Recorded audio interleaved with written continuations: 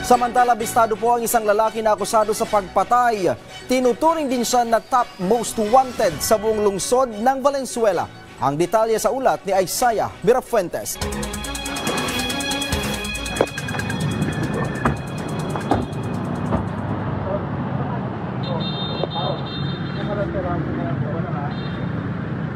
Nagulat ang lalaking ito habang nakatayo sa isang waiting shed nang bigla siyang arestuhin ng mga pulis. Akusado ang lalaki sa salang pagpatay at tinuring na top most wanted sa buong lungsod ng Valenzuela. 4 na beses kasi pinutukan ng baril ng lalaking ito ang isang biktima na nagresulta para mamatay ito matapos matabaan ng tigda 2 bala sa ulo at sa dibdib.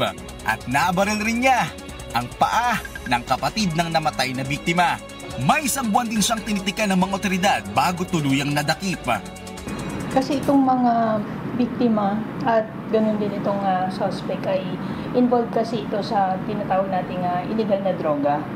So meron talaga silang maaaring awayan sa illegal na droga. Base sa investigasyon, naging informant ng mga pulis ang 2 magkapatid na biktima. May naunang ikinanta ang namatay na biktima na 2 tao na sangkot din sa iligal na droga. Tila nakatunog ang suspect, kaya niya nagawang patayin ang biktima. Hindi sana madadamay ang kapatid nito. Ngunit nang makarinig siya ng putok ng baril, nakita niyang nakahandusay na ang kanyang kapatid. Kaya pinutukan na rin siya ng suspect at tinamaan sa paa. Mismong ang sugatang biktima ang nagturo kung sino ang suspect sa krimen. Mariing itinanggi ng suspect ang nasabing krimen. Aniya, hindi niya alam kung bakit siya dito naiugnay. May mga pangarap po tayo sa buhay, kasi ito, naging ganito. Tulad na? Siyempre, matulungan po yung pamilya natin. Pero? Ayun, naging ganito, wala naman po tayong ginagawa masama. Tayo po nagdadala ng kasalanan ng iba.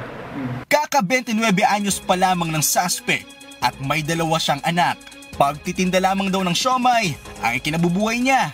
At sabi nito, wala raw siyang kaugnayan sa mga biktima. Sana sa nagbintang sa akin, sa nagturo sa akin ng sana makonsensya ka naman. Alam ng Diyos yan, wala akong kinalaman dyan. Maharap ang suspect sa kasong murder na walang kaukulang piyansa at isa pang kaso ng frustrated murder para sa ikalawang biktima. Isaiah Mirafuentes para sa Pambansang TV sa Bagong Pilipinas.